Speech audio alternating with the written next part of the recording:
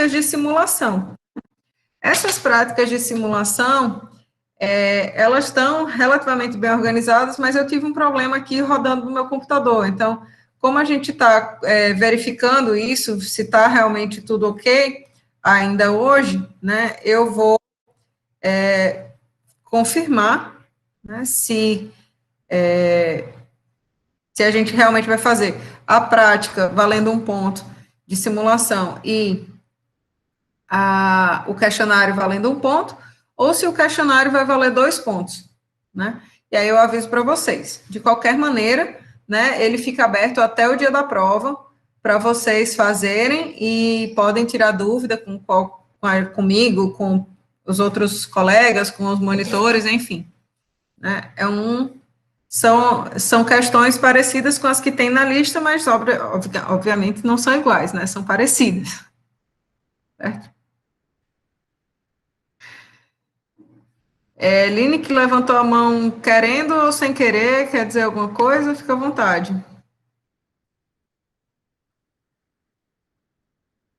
Sem querer, né? Beleza. Então, meu povo, a gente vai dar continuidade aí ao nossas tratativas, né? De mecânica dos fluidos, relacionando-se aí com essa parte de forças hidrostáticas sobre superfícies submersas. Na aula passada, a gente começou a falar sobre essas forças hidrostáticas sobre superfícies submersas, né, que eram forças que eram desenvolvidas nos fluidos em decorrência justamente da carga hidrostática, né, do peso desse fluido que está numa condição estática, atuando sobre essas superfícies submersas, né, e aí a gente viu o caso das superfícies planas, horizontal, vertical, né, e plana inclinada. Então, a gente tratou desses itens, né? Então, para a superfície horizontal, a gente tinha um dado nível de profundidade, né? Para determinar qual que era a força, bastava multiplicar qual era a pressão naquele nível vezes a área, era bastante simples. Se a parede era vertical, né? Era também bastante fácil de eu fazer essa integração, só considerando aí que essa altura dessa profundidade variava ao longo dessa parede, né? Então, a gente tinha que integrar a expressão da pressão em toda essa área, também bastante simples. Quando a parede ficava nessa condição aqui de inclinada, né, formar um ângulo qualquer com essa superfície horizontal do nível do fluido, então a gente tinha essa integração a ser feita novamente da expressão da pressão, né, e também a gente precisava relacionar essa profundidade vertical com o ângulo de inclinação dessa placa. Então, a gente fez isso, né, e fomos capazes de determinar qual que era o módulo da força, como que a gente calculava esse módulo dessa força, e também o ponto de aplicação dessa força. Para a gente determinar esse ponto de aplicação, a gente fez justamente aplicou a condição de equilíbrio, né, de que o momento da força resultante tinha que ser também o momento da pressão distribuída, da carga de pressão distribuída sobre essa superfície. Né. Quando a gente fez isso, a gente obteve equações simples, né, tanto para o cálculo do módulo da força, quanto para o cálculo do ponto de aplicação. E isso era tranquilo, porque as paredes com que a gente estava lidando eram paredes, né, eram placas, superfícies planas, verticais ou inclinadas. No caso da aula de hoje, então a gente fez alguns exercícios, né, na aula de hoje a gente vai começar a tratar justamente do caso que ficou faltando, né, no caso das forças atuantes sobre superfícies submersas, né. Então, a gente sabe que essa força resultante, né, ela é uma quantidade vetorial, né, que a gente obtém justamente pela integração desse produto da pressão vezes o infinitesimal de área, e aí a gente sabe que a área para a gente é uma quantidade justamente vetorial, né, e que, né, ela aponta, né, numa direção normal, referente justamente a cada um desses pontos de uma superfície curva qualquer, né? Então, perceba que, se a gente fosse fazer essa integração dessa força, né, dessa carga distribuída de pressão, ao longo de uma superfície curva como essa aqui, que está sendo destacada na figura, a gente tinha que entender que esse infinitesimal aqui de área, ele ia estar apontando para direções diferentes, né, em todo esse caminho dessa integração. Então, a gente teria que levar isso em consideração, tá? Então, para a gente fazer isso, a gente, na realidade, ia tratar de decompor essa força resultante em suas componentes na direção x, y e z, né? E entender que cada uma dessas forças resultantes, né, podia ser obtido pelo produto com um infinitesimal aí, quer dizer, com um vetor, né, referente à direção x, y e z, um unitário nessa direção. E o que acontece é que, se a gente fosse fazer essa integração de cada uma dessas componentes, então eu tinha que distribuir essa carga de pressão em cada uma das direções para poder fazer essa integração, né? E aí a gente fazia esse produto escalar aqui com cada um desses vetores unitários na direção respectiva. Então, perceba que isso aqui era um problema matemático relativamente complexo, né? Não é muito simples a gente fazer essa integração ao longo dessa superfície curva, né, onde a gente tem essas mudanças de direção constantes. Então, o que se propôs, né, foi de trabalhar com esse mesmo problema, né, porém, de uma perspectiva diferente. Veja só, a gente pode... Vou pegar aqui meu mouse. Tá, pronto. Se a gente pegar essa superfície curva aqui, né, é possível a gente criar duas projeções delas. Uma nessa direção aqui, que é a direção horizontal, né? Então, se eu pegar essa superfície e jogar aqui nessa direção horizontal, eu vou ter uma projeção. E se eu fizer a mesma coisa para essa direção vertical, eu vou ter essa outra aqui, certo? A gente consegue facilmente, né? Para que a gente vai fazer isso?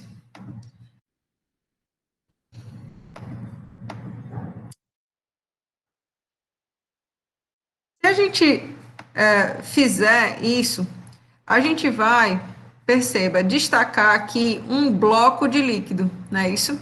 Esse bloco que está sendo mostrado aqui entre os pontos A, B e C. Esse bloco de líquido, ele exerce uma pressão sobre essa superfície curva aqui, né? E veja só, a terceira lei de Newton, ela diz para a gente justamente que a força resultante que age sobre essa superfície sólida, a força resultante que age sobre essa superfície sólida é igual, né, em módulo, mas oposta em sentido, né, tem a mesma direção, mesmo módulo, mas oposta em sentido, a força que o bloco, né, que a superfície curva exerce sobre esse bloco, né. Então, a gente vai trabalhar com esse bloco de líquido aqui, que exerce uma força sobre essa superfície curva, né, e vai trabalhar com as pressões e as distribuições de pressões que atuam em cada uma das direções, né. Então, esse bloco exerce uma força sobre a superfície curva, né, essa força seria essa força aqui, FR, certo? Essa força resultante aqui, que possui suas componentes FH e FV, a componente na horizontal e a componente na vertical, certo? Essas componentes na vertical e na horizontal vão se relacionar justamente com as componentes referentes às distribuições de pressão nas direções horizontal e vertical, tá? Então, se a gente observar aqui esse diagrama, né, a gente consegue ver que na projeção aqui BC, que é a projeção dessa superfície curva nesse eixo aqui vertical, ao longo desse trecho aqui BC, existe uma distribuição de uma carga de pressão, não é isso? Tal como existe sobre qualquer superfície vertical, né? Então, a gente vai poder trabalhar com a igualdade entre essa componente horizontal da força resultante com essa força Fx que atuaria aqui nessa projeção, né? Nessa parede imaginária vertical. Mesma coisa a gente vai poder fazer para essa projeção AB, né? Para essa direção aqui horizontal. Então, essa componente vertical FV vai ser igual a essa pressão que atua aqui nessa superfície AB, superfície imaginária AB, mais o peso desse líquido que está contido aqui nesse bloco que está sendo destacado, certo? Então, veja só, a gente deixa de trabalhar com uma integração complexa ao longo de toda essa superfície curva para utilizar a terceira lei de Newton, que vai dizer para a gente que essa força resultante, que é o bloco de líquido exerce sobre a superfície sólida, vai ser igual e oposta à força que age sobre a superfície do líquido, né? Então, a gente vai determinar quem que é essa força, né, decompondo ela em componentes na horizontal e vertical, e relacionando essa componente na horizontal com essa distribuição de pressão aqui, que origina a força Fx, e a componente na vertical com essa distribuição de pressão aqui, que origina a força Fy mais o peso do fluido, certo? Dúvidas, pessoal? Deu para entender aí o que a gente vai fazer nesse ponto?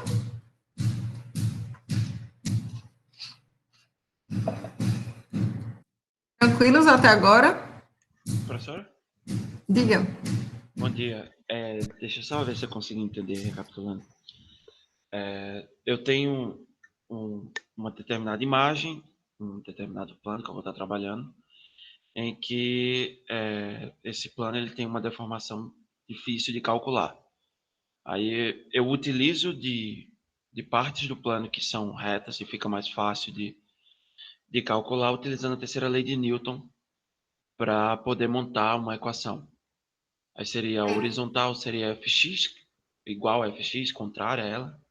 Uhum. E aí eu poderia trabalhar com ela. E a horizontal seria... Aliás, a vertical seria contrária a Fy. Isso tudo só para poder calcular devidamente aquela parte A que eu força. escolhi, né? A força. Pronto, perfeito, professor. Certo? Só isso para ter certeza. É basicamente isso, né? E aí, uma vez que a gente determine quem é o FH e FV, né? A gente pode determinar qual que vai ser o módulo dessa força resultante, né? E pode descrever essa força resultante em termos de suas componentes, na direção horizontal e na vertical, certo? Então, na verdade, a gente deixa de trabalhar com um problema bastante complexo, né, para trabalhar com esse mesmo problema numa perspectiva bastante simplificada, né, usando não é um artifício, né, é uma lei da física que é real e facilita a nossa vida, certo? Então, veja só, essa relação que a gente colocou ali, né, ela é genérica, né, mas ela está atrelada àquela geometria, né, aquela forma com que o problema foi colocado. Se a gente tiver numa situação em que a superfície curva, né, ela não está sujeita à ação do peso do fluido sobre ela, então, obviamente, essa componente na direção vertical, ao invés de se somar com o peso, ela subtrai, né? Percebam a diferença, né? Aqui a gente tinha o bloco de líquido atuando, né, sobre uma superfície que era curva. Então, essa contribuição do peso aumentava a força resultante. No caso dessa situação aqui, ó, perceba que o peso do fluido não atua sobre a superfície curva, né? Ele atua na direção vertical, obviamente, mas esse peso não atua acima dessa superfície curva. Então, nesse caso, o balanço de forças, né, seria de Fy menos o peso do fluido, tá bom? Quando a gente fala em superfícies curvas, né, mas de formato circular, né, que é um arco de uma circunferência, né, um quarto de circunferência, meia circunferência, enfim, né, essa força de pressão, ela vai gerar uma força resultante, né, e essa resultante dessa força, perceba, ela sempre vai passar pelo centro do círculo, né? Alguém pode até provar isso matematicamente, mas a realidade é que esses infinitesimais de área, eles vão sempre atuar aqui tangenciando a superfície, não é isso? E quando você fizer a soma, né, dessa força de forma vetorial, a linha de ação dela sempre vai passar pelo centro dessa circunferência, ok? Então, para a gente poder praticar um pouco disso daí, né? Essa questão, particularmente, diz assim, né? Só diminuir isso aqui para não ocupar tanto espaço. Uma comporta curva com 3 metros de comprimento está localizada na parede lateral de um tanque, conforme essa figura. Né? Vou cortar aqui isso daqui para facilitar. Conforme essa figura. Determine os módulos das componentes horizontal e vertical da força com que a água atua sobre essa comporta. A linha de força dessa força passa através do ponto A, né? Então, perceba aqui na figura que, vou destacar aqui para ficar maior.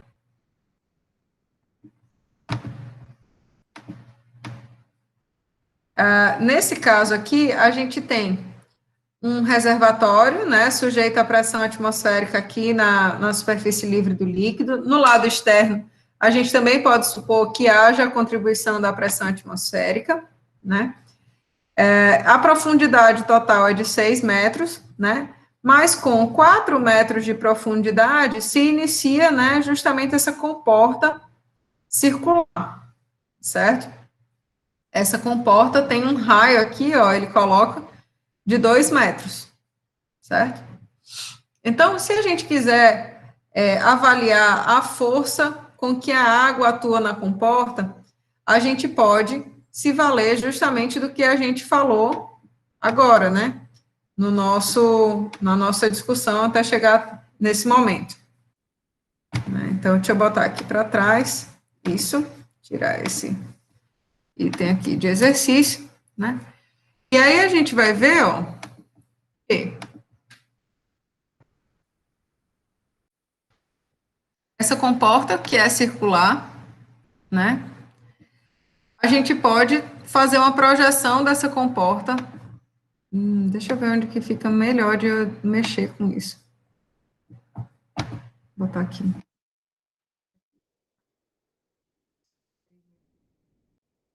Então, essa comporta circular, a gente pode decompor ela, né? Destacar ela aqui, de tal maneira que a gente faça tal qual aquele procedimento nos mostrou, né? Destaque o bloco de líquido, né? Contido sobre a superfície curva, certo? Esse bloco de líquido, perceba, aqui a gente tem Fy, que é a força que atua nessa projeção aqui, e a gente tem também Fx, né? Fx é a força que atua nessa projeção aqui. Deixa eu ver se eu consigo deixar isso numa cor que chame mais a atenção de vocês aqui nessa figura.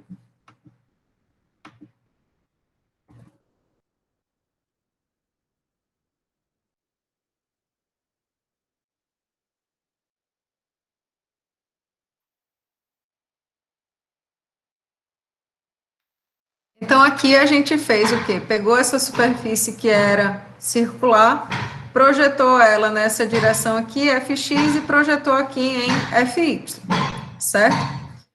A força que esse fluido vai exercer sobre a comporta, ela é igual à força que a comporta exerce sobre o fluido, né? Porém, tem direção oposta, certo? Professor, Oi. você pode circular tudo com o mouse e colocar para frente, trazer para frente, porque aí agiliza. Isso aqui, né? Tá. Aí, Parece... Agora. essa força FR, ó, ela vai poder ser decomposta em uma componente aqui nessa direção horizontal, que é justamente FH, e uma componente na direção vertical, que é justamente FV. Aqui dentro desse elemento existe uma quantidade de fluido, esse fluido tem um peso aí que vai atuar justamente sobre essa superfície sólida, né? Nessa direção vertical. Então, a gente vai fazer esse balanço de forças tal qual foi feito na nossa explicação, né? Então, essa força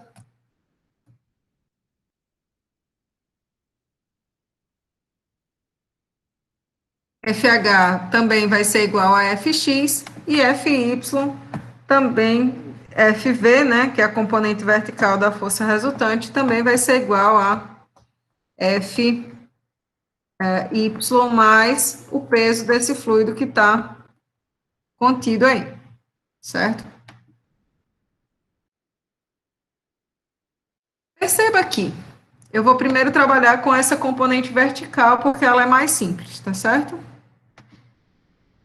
Perceba que nessa componente vertical, a gente tem que ela vale a pressão que atua nesse ponto aqui, vezes a área dessa placa, né? Mais a contribuição do peso do fluido, certo? Então, Fy corresponde à pressão o produto da pressão hidrostática no ponto de profundidade 4 metros, certo? Então, massa específica do fluido, aceleração, vezes da gravidade, vezes a altura, né? Vezes a área dessa placa que eu estou supondo aí, essa placa teórica, né? Essa placa teórica, a área dela, né, qual que vai ser? O valor do raio, que é 2 metros, vezes L, que é justamente o comprimento saindo aí desse plano da página, certo? Tranquilos até aí? Aqui é o produto da pressão vezes a área da placa. O peso do fluido é o peso do fluido que vai estar contido nesse 1/4 aí de 1/4 desse cilindro, né? Por que 1/4 de cilindro? Porque, veja só, se a gente for observar essa comporta, né? Ela seria essa quantidade esférica aqui, né? De raio 2, mas que ela tem um comprimento para fora do plano da página. Então, a gente pode imaginar isso aqui como sendo 1/4 de um cilindro, ok? Então, 1/4 de R quadrado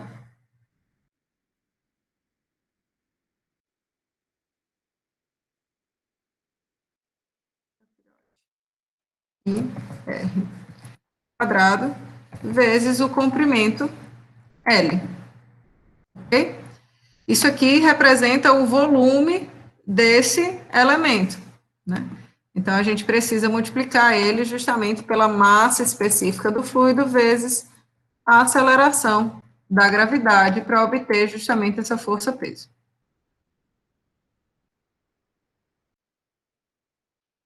Beleza?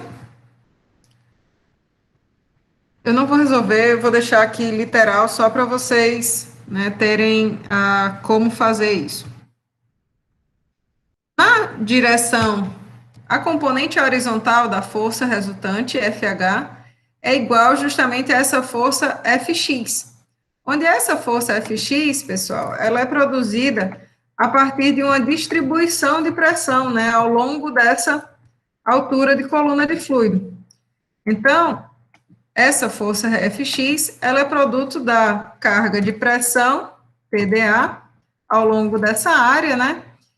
Quando a gente sabe que a profundidade do fluido varia justamente de 4 metros até 6 metros de profundidade, certo? Então, nesse caso, a gente precisaria substituir a expressão da pressão, então, ρg y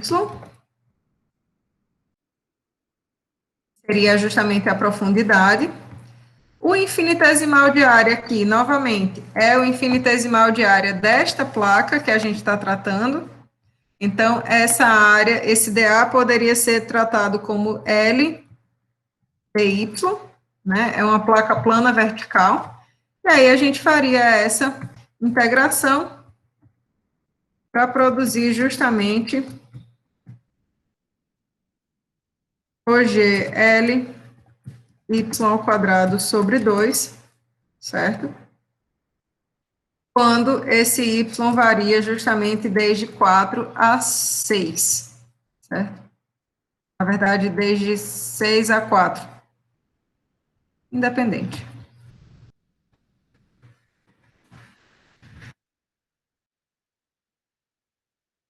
Então, a gente teria aí também a expressão para essa componente horizontal, certo?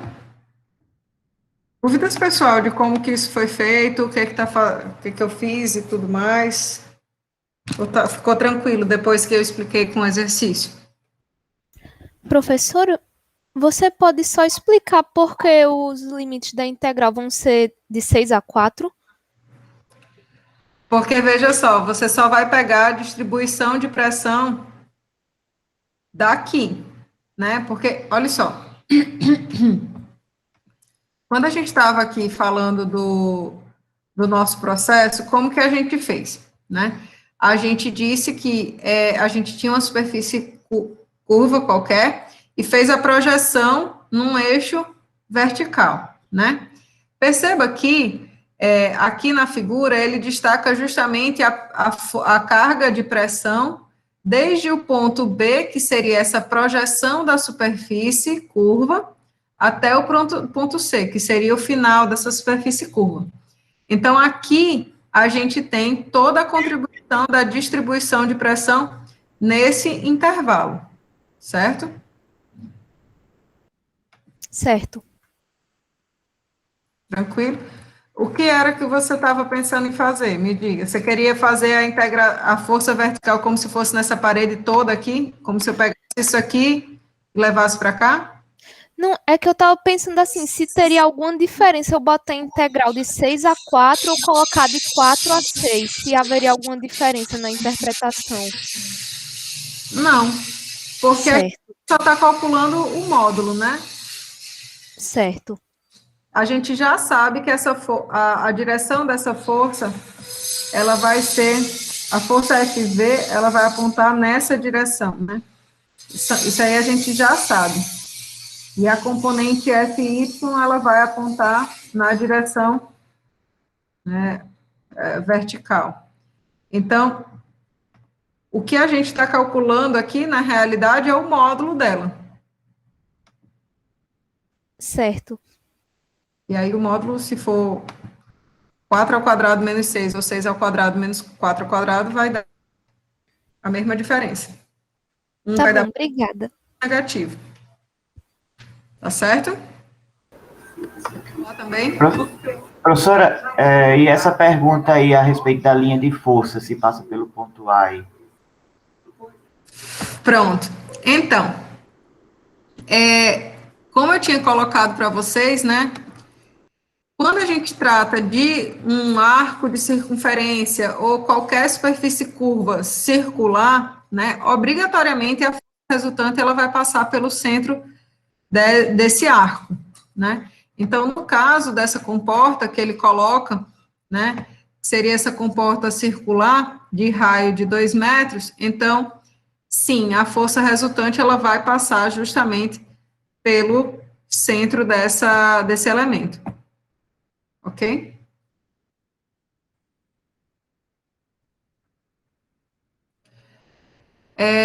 Francisco, a pressão foi desconsiderada porque, veja só, ela atua em ambos os lados da comporta, né? Tanto aqui, né, sobre a superfície livre do líquido, quanto, né, aqui na superfície livre da comporta. Então, no caso, se desconsidera a contribuição da pressão atmosférica.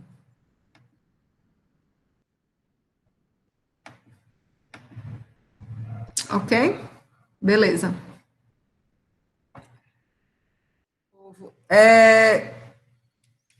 Isso aí conclui nosso tema referente a forças hidrostáticas sobre superfícies submersas, né?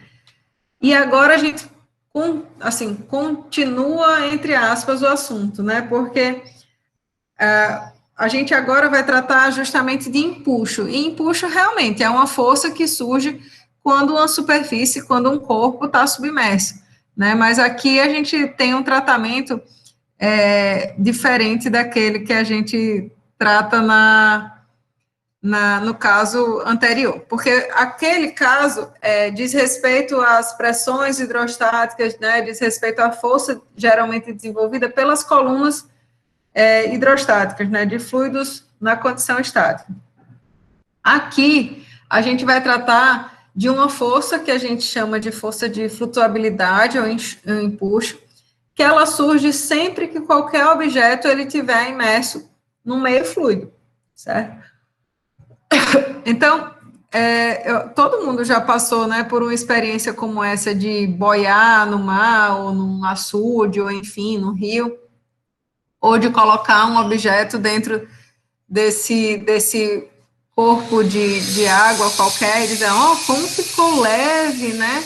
E aí, quando você tenta tira desse objeto do fluido, ele, de repente, fica pesado, né? Então, essa força de empuxo, ela é responsável, né? Ela surge sempre que um objeto, ele está imerso no meio fluido. E aí, isso aí é responsável e atua, obviamente, em todas as embarcações que a gente tem, né, navios, canoas, enfim, outros elementos, né, náuticos, todos eles estão sujeitos a essa ação da força de empuxo, certo? Então, essa força, ela também se relaciona com a estática de fluidos, por quê? Ela surge justamente em decorrência de um desequilíbrio da pressão hidrostática, né, que o objeto está sujeito na sua face superior em relação à sua face inferior, né? Então, a gente diz que se um objeto qualquer, ele está sujeito aqui, está dentro de um meio fluido, né? Na face superior desse objeto vai existir uma pressão, uma força referente à sua pressão hidrostática. Então, essa pressão hidrostática seria massa específica do fluido vezes a aceleração da gravidade vezes a distância, né, a profundidade com que esse objeto se encontra em relação à superfície livre do líquido, né, vezes a área. Então, a força que atua numa superfície superior teria esse módulo, né? Na superfície inferior desse objeto, a gente também tem uma força em decorrência dessa coluna hidrostática de fluido. Só que agora existe um H aqui, que seria a espessura desse elemento que está sujeito, né, desse elemento que está submerso. Então, na face inferior, a pressão hidrostática diz respeito ao produto da massa específica do fluido, a aceleração da gravidade, e a profundidade agora seria o valor de S mais esse H, né, essa espessura infinitesimal não necessariamente, obviamente, essa espessura do elemento, né? E aí a gente multiplicaria isso pela área para obter a força na face inferior. Se a gente for fazer esse balanço de forças entre esses dois itens, né? Então, a gente fica com justamente a subtração de ρ do fluido, vezes G, vezes a profundidade, vezes a área, em cada uma das faces, né?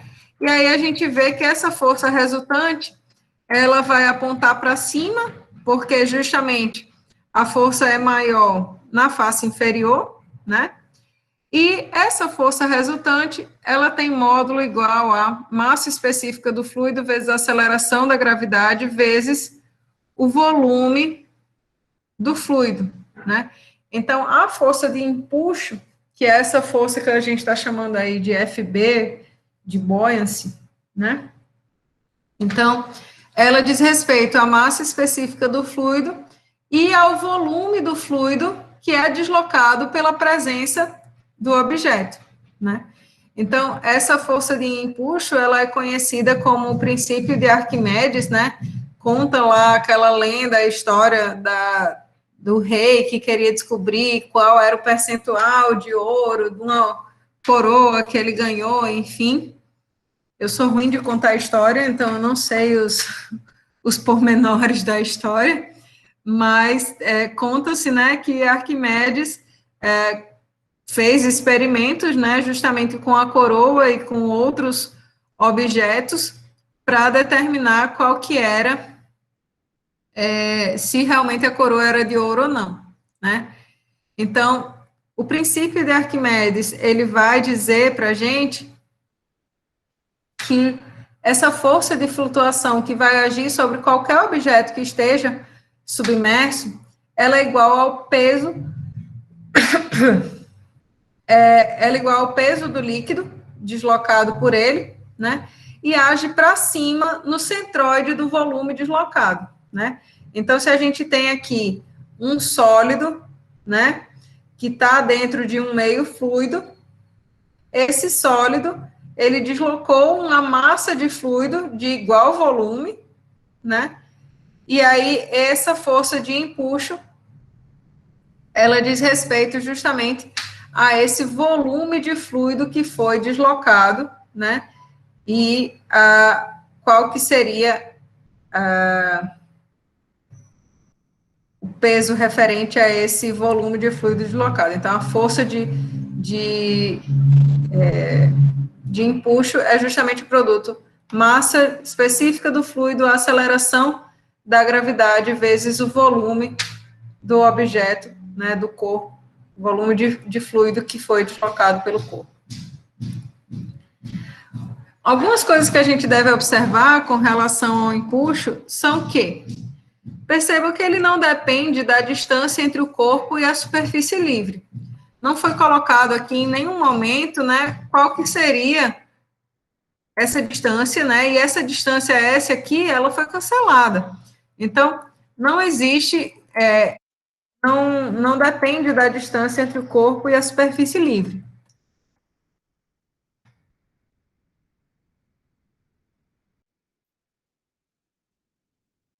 Além disso,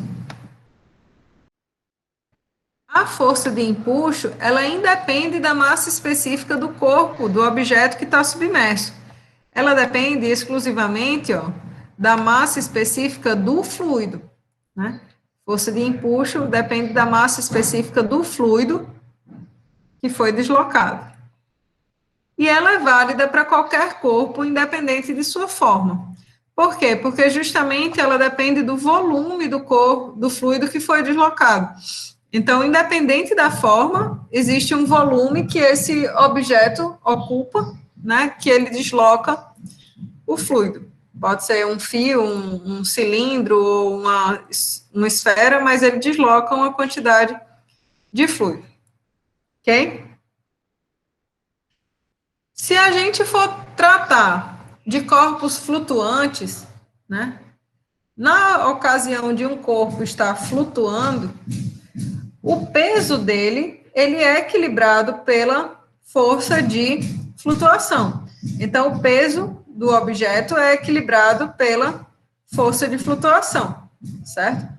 Então, a força de flutuação, ela é massa específica do fluido vezes a aceleração da gravidade vezes o volume desse objeto, desse corpo que está submerso, né? E o peso do corpo, obviamente, diz respeito à sua massa específica e ao volume total desse corpo. Então, existe uma relação aí a ser avaliada entre a massa específica do fluido e o volume desse corpo que consegue, né, que fica submerso no fluido, sendo igual à massa específica desse corpo vezes o volume total desse corpo, certo? Então, nessa situação, a fração do volume desse objeto que está submersa, ela vai ser igual à razão entre as massas específicas do corpo e do fluido, certo? Então, a fração submersa é a razão entre o volume que está submerso e o volume total, né? E essa razão, essa fração aqui, diz respeito justamente à relação entre massa específica do corpo, massa específica do fluido. Ok? Perceba que, se essas quantidades aqui forem iguais, se a massa específica do corpo for igual à massa específica do fluido, então isso aqui é igual a 1. Então, esse corpo, na realidade, ele está suspenso. Eles têm a mesma massa específica. Se a massa específica do corpo for maior do que a do fluido, então esse corpo ele vai imergir nesse fluido. E na situação em que esse corpo está flutuante, né, então a massa específica do corpo é menor do que a massa específica do fluido, certo?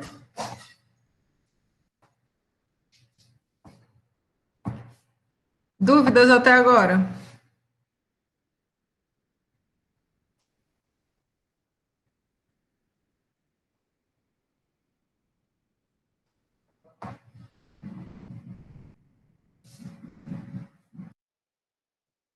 Bom, então a gente pode aplicar esses conhecimentos para testar, né, para determinar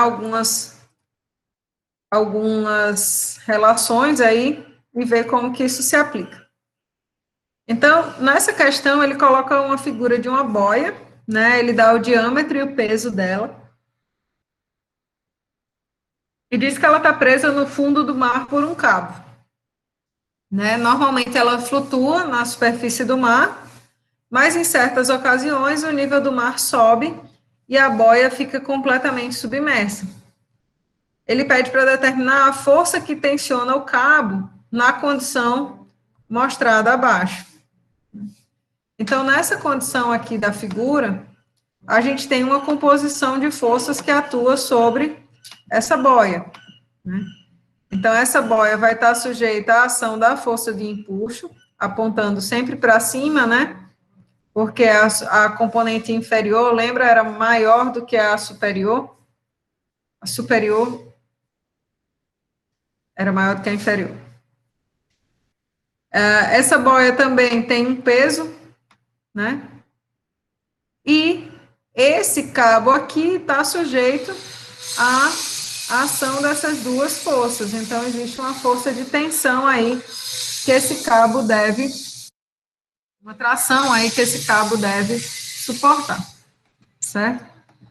Então, a gente pode dizer que essa força de empuxo, né, vai ser igual ao peso mais a tração, né? Esse sinal da tração é arbitrário, a gente pode dizer que é peso menos a tração, a gente que vai determinar, né? Colocando mais, considerando que a gente tenha justamente uma situação como essa, né? Empuxo.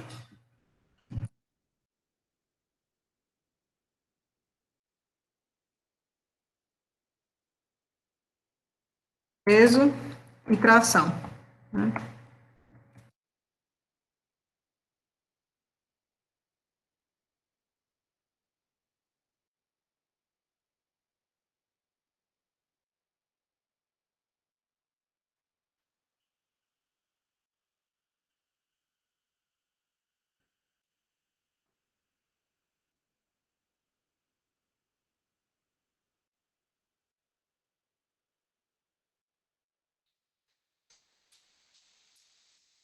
Certo?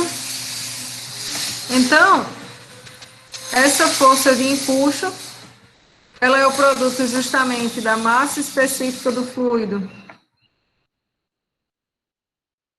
vezes a aceleração da gravidade, vezes o volume do fluido que é deslocado pela presença do objeto. O peso da boia é 8,5 quilonewtons, né? E a atração é justamente o que a gente vai determinar.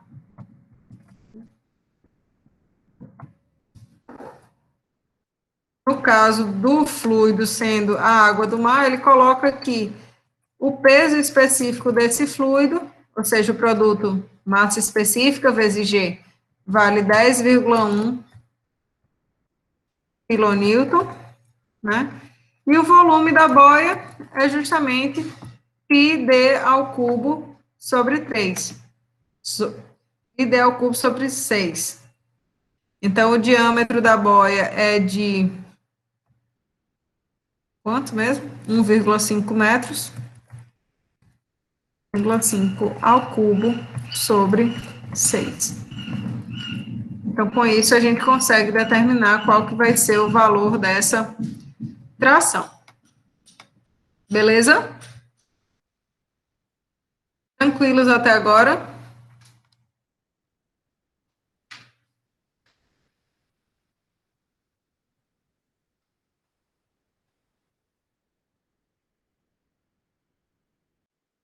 Então, essa é uma aplicação direta aí dessa questão do empuxo.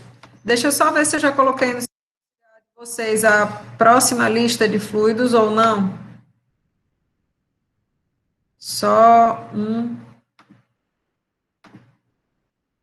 momento. Porque nessa terceira lista a gente tem, ainda não, a gente tem justamente várias questões relacionadas a essa parte de empuxo, certo? E aí, vocês já podem começar a resolver e tirar dúvidas com os demais, certo? Só para eu não me esquecer, já fiz logo, já está lá.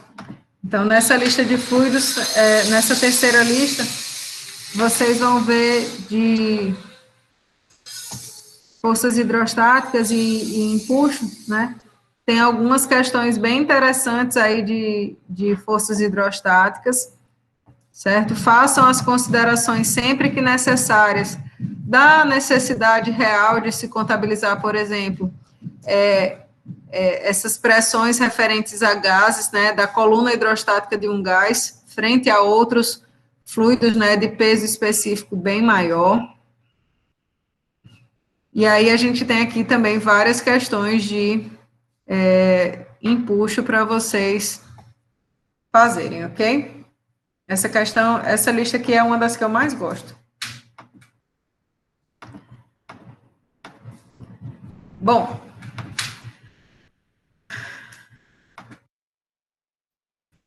o último item que a gente tem a discutir ainda nessa parte de estática diz respeito à estabilidade, né? A gente discute nesse nível do nosso curso esse conceito mais de maneira qualitativa do que maneira quantitativa, né?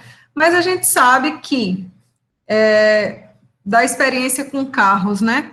A gente sabe que quanto mais próximo do chão, né, tiver o centro de gravidade do carro, mais é a sensação de estabilidade que a gente tem, né, quando está andando com ele. Então, por exemplo, se você está andando num sedã, né, ele é bastante próximo do chão, né, enquanto se você pegar para andar num ônibus, numa caminhonete, você tem uma sensação de que esse carro, ele tende mais a rotacionar, você tem uma sensação de mais instabilidade quando dirigindo esses veículos cujo centro de gravidade ele é mais alto, né? Então, essa parte de estabilidade, ela diz respeito justamente ao conjugado que é formado entre a força de gravidade, né, que é o peso do objeto que obrigatoriamente atua sobre o seu centro de gravidade, né, e a força de empuxo, certo? Então, perceba que aqui ele coloca duas embarcações, né? Uma cuja carga foi disposta de tal maneira que esse centro de gravidade, ele fica próximo aqui do lastro do navio, né? Um centro de gravidade bem baixo, né? E uma cujo centro de gravidade foi deslocado para um ponto bem superior. Então, nessa embarcação aqui da esquerda, a gente percebe que a ação, sei lá, de uma onda sobre essa embarcação não torna essa embarcação instável, né? Isso não existe tendência desse objeto aqui de rotacionar ou de né, fazer esse barco virar, por exemplo.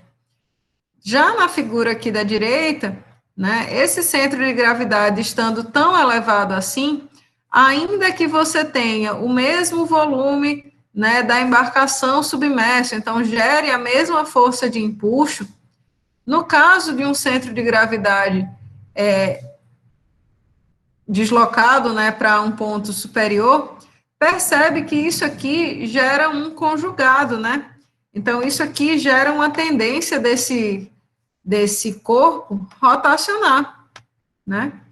Então, perceba, nas duas figuras você tem a mesma embarcação, sujeita a uma mesma inclinação, né? Então, elas estão submersas na mesma proporção, então elas geram a mesma força de empuxo, mas porque esse centro de gravidade ele está localizado aqui próximo ao lastro, essa embarcação da esquerda ela é estável, enquanto a da direita tende a rotacionar essa embarcação, certo?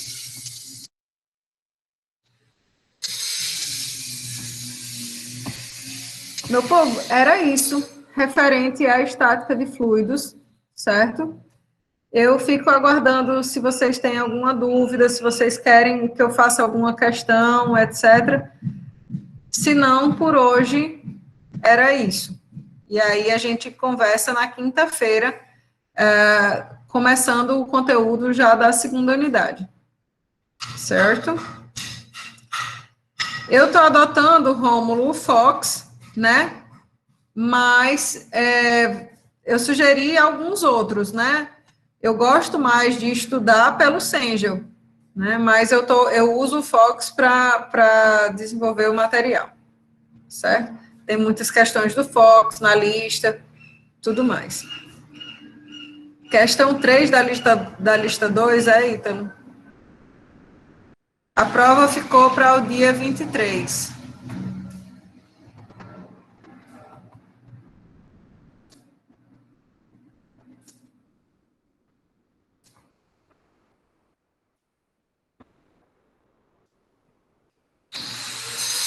Deixa eu ver se alguém mais.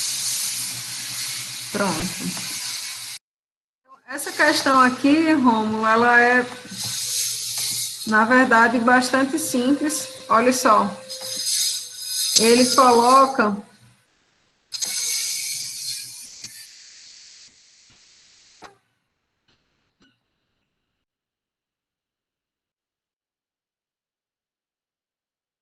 diz o seguinte, ó. O recipiente da figura ao lado contém água, ele dá a densidade relativa, ar, e sabe-se que a pressão atmosférica local é de 10 a 15 pascais, que a aceleração da gravidade vale 10 e a pressão manométrica no fundo da coluna de óleo será qual, né? Então, na realidade, essa questão aqui, você quer determinar qual que é a pressão nesse ponto, certo? Que é o do seu interesse. E para fazer isso, você vai percorrer todo o caminho de fluido, desde um ponto que você conhece, que seria a superfície livre dele, até chegar nesse que você desconhece, né? Então, vão existir trechos em que você vai estar trabalhando descendo na coluna de fluidos e trechos em que você vai estar subindo ao longo de uma coluna de fluido, certo? Nesse caso, a pressão nesse ponto seria no final da coluna de óleo, ela vai ser referente à soma da pressão atmosférica local, que é justamente esse valor que ele forneceu na questão, mais 1 metro de coluna de água, massa específica da água, vezes a aceleração da gravidade, vezes essa profundidade aí, H da água, seria 1 metro. Em seguida, você tem uma subida ao longo de uma coluna de ar, né?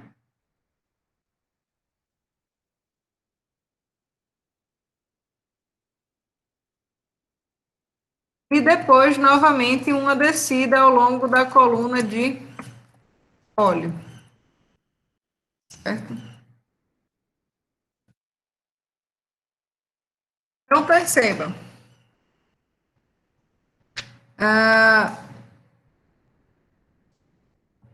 Não sei mais o que eu posso colocar aqui, né? Mas mesmo que você... Então, vamos substituir os valores aqui e ver se acha, né?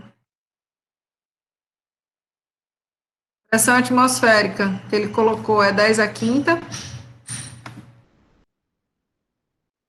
10 a quinta.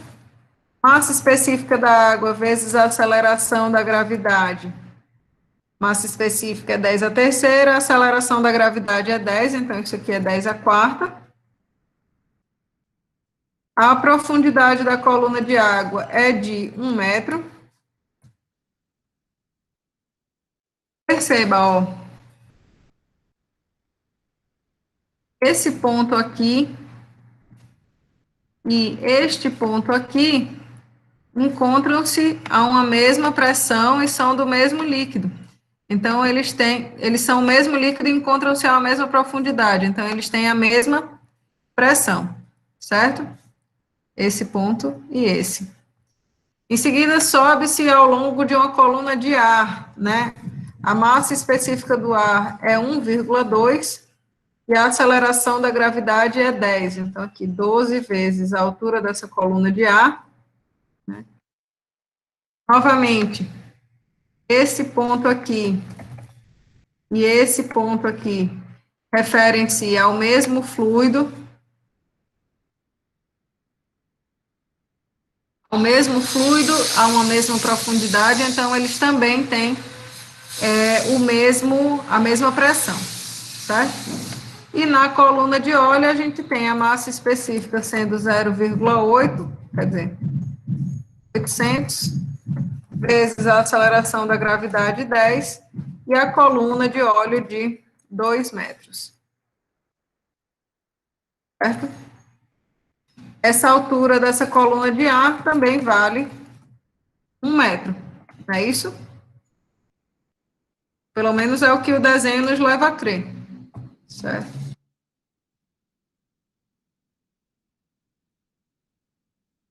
Se você tivesse, como essa questão aqui é uma questão de concurso, certo? Se eu tivesse resolvendo essa questão na hora da prova, eu ia cancelar essa contribuição da coluna de ar, porque ela praticamente não tem valor, né, frente a esses outros números aqui. Veja só, 800 vezes 10 dá 8.000, vezes 2 dá 1.600. 16 mil. 16.000. Foi, eu botei os zeros certos e falei errado. Esse outro termo aqui já está em 10.000.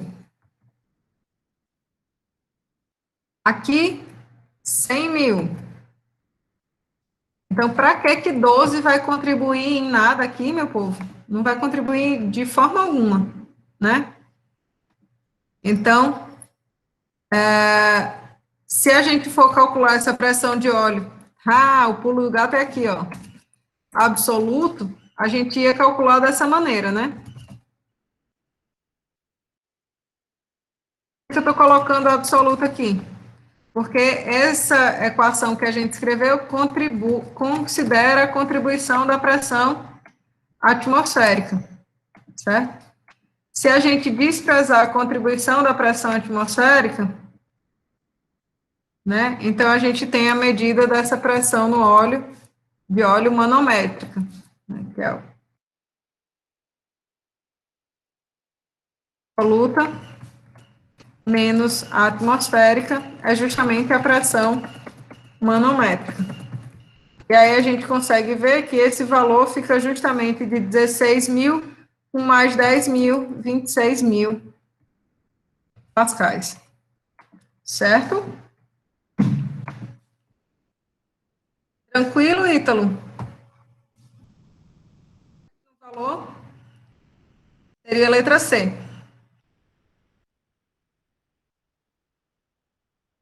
João levantou a mão porque quer falar alguma coisa?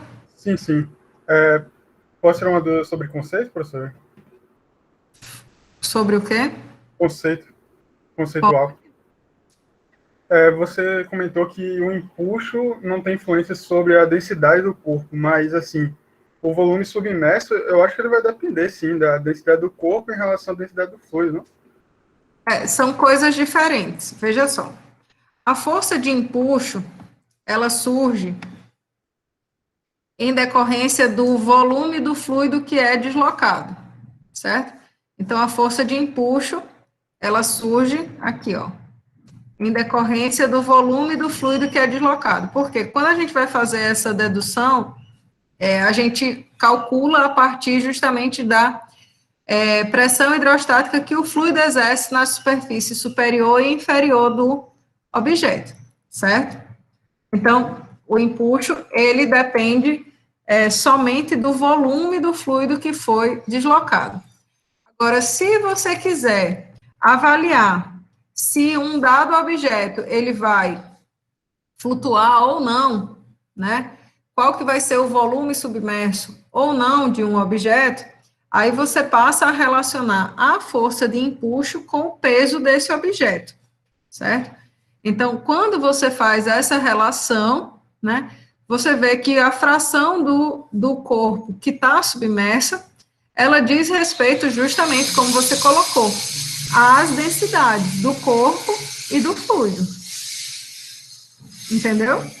Assim, isoladamente, não entra a densidade do corpo, mas quando relaciona com a gravidade, aí sim. É porque são duas coisas separadas, né? Quando você fala só da força de empuxo, você fala do peso do fluido que foi deslocado pela presença daquele objeto. Aí, se você quiser avaliar se aquele objeto ele vai flutuar ou não num meio fluido, aí você faz essa relação entre essas duas coisas. E aí você realmente chega a essa conclusão, que se um objeto ele tem uma densidade, uma massa específica maior do que a do fluido, então ele vai afundar, né? Se ele tem uma massa específica menor do que a do fluido, então ele vai flutuar. Entendeu? Então quer dizer que se eu tiver um bloco de gelo e outro de madeira, eles vão ter o mesmo empuxo, se eles tiverem o mesmo volume, né? Sim. Sim. Ah, tá. Agora ficou bem claro. Certo? Valeu, professor. E aí, a diferença é que um pode submergir, né? E o outro pode ficar flutuando. Sim, sim. Porque aí você já estaria relacionando com o peso dele. Isso, com a massa específica do próprio objeto. Uhum. Beleza? Beleza. Ótimo, então.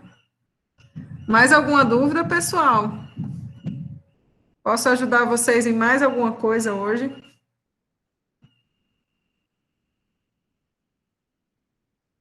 Se não, a gente se encontra na quinta-feira para tratar justamente do início